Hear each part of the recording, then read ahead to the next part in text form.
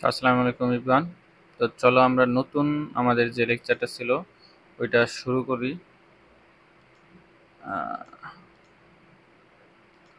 So দেখো, আমরা তো লিঙ্ক ইউজ করছিলাম, হাইপার টেক্সট যে ছিল ওইটা আমরা ইউজ করছি হাইপার লিঙ্ক, এই যে, ঠিক আছে, ওইটা তো ইউজ করছি। কিন্তু এখন আমরা চাইলে কোনো একটা ইমেজকে আমরা লিঙ্ক হিসেবে ব্যবহার করতে পারবো। তুমি ইমেজকে ক্লিক করলে তুমি ডিরেক্ট ওই ওয়েবসাইটে যাইতে পারবা, কিংবা ওই লিঙ্কে ওই পেজে যাইতে পারবা, তোমার যে কাঙ্ক্ষিত পেজটা আছে।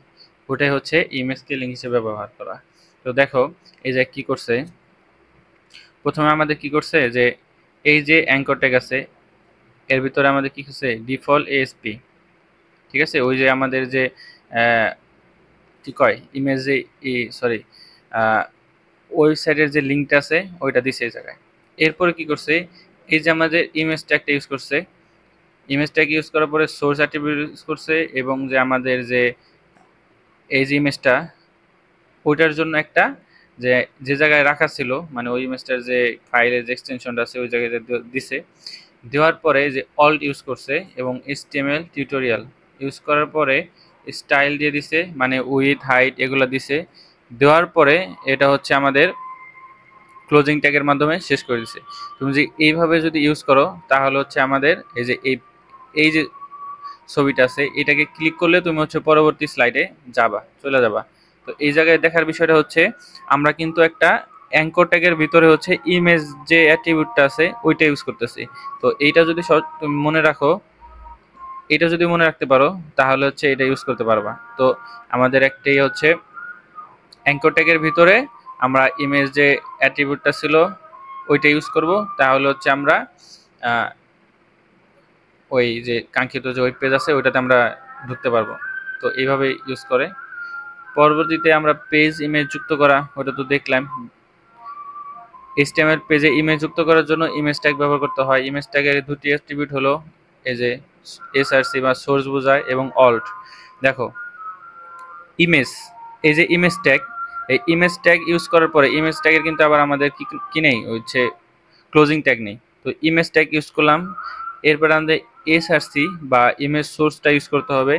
এরপরে আমাদের যে ইমেজটা আছে ওইটা আমাদের কম্পিউটারে কোথায় আছে ওই যে লোকেশনটা ওইটা আমাদের এই জায়গায় দিতে হবে।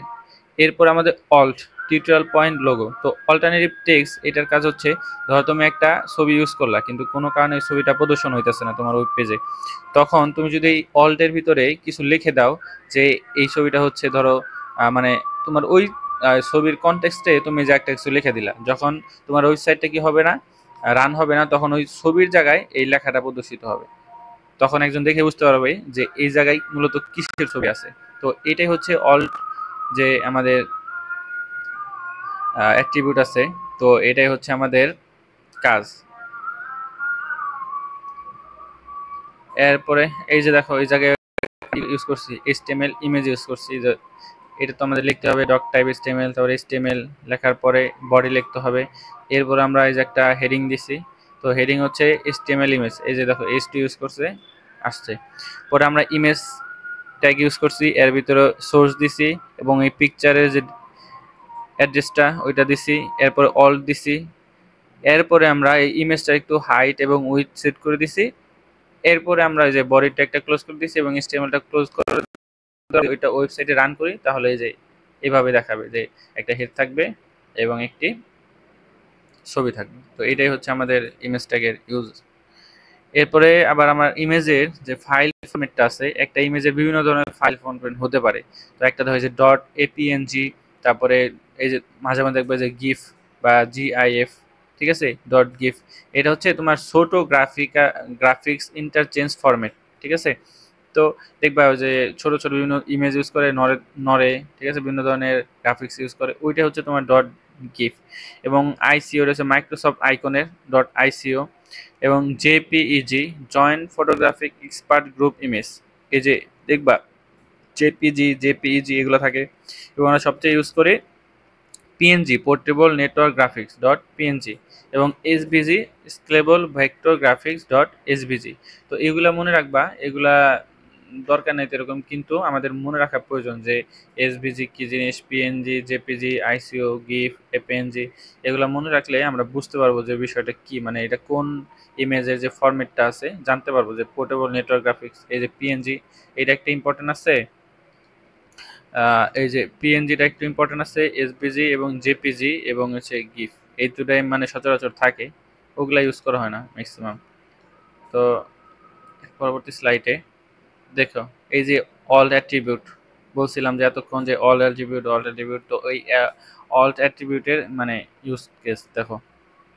ডক টাইপ এসটিএমএল, এই যে ডক টাইপ এসটিএমএল তো লিখতে হবে, পরে এসটিএমএল তোমার হচ্ছে ওপেনিং ট্যাগ, এই জায়গায় হচ্ছে ক্লোজিং ট্যাগ। এই যে এস ওয়ান হচ্ছে আমাদের হেডিং।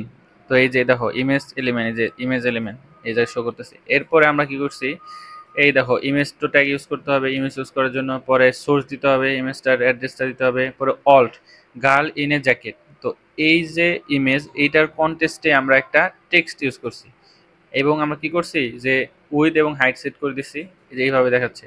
এখন যদি কোনো কারণে এটা আমাদের ওয়েব পেজে লোড না হয়, ঠিক আছে, এই ইমেজটা বিভিন্ন কারণে হতে পারে, তখন আমাদের এই দেখো এই যে এই লেখাটা শো করবে যে আমাদের হেড ট্যাগটা ঠিক আছে, এই যে হেডিং ট্যাগটা দা ইমেজ এলিমেন্ট ঠিক আছে, কিন্তু আমাদের এই জায়গায় ছবিটা আসে নাই, এই জায়গায় আসছে গার্ল ইন এ জ্যাকেট। তো যদি কোনো কারণে যদি লোড না হয় ওয়েব পেজে, তখন কিন্তু আমাদের এই লেখাটা দেখাইতেছে, আমরা বুঝতে পারতেছি এটা মূলত কিসের জন্য। তো এইটাই হচ্ছে আমাদের যে অল যে অ্যাট্রিবিউট আছে ওইটার কাজ। সো আজ এই পর্যন্তই।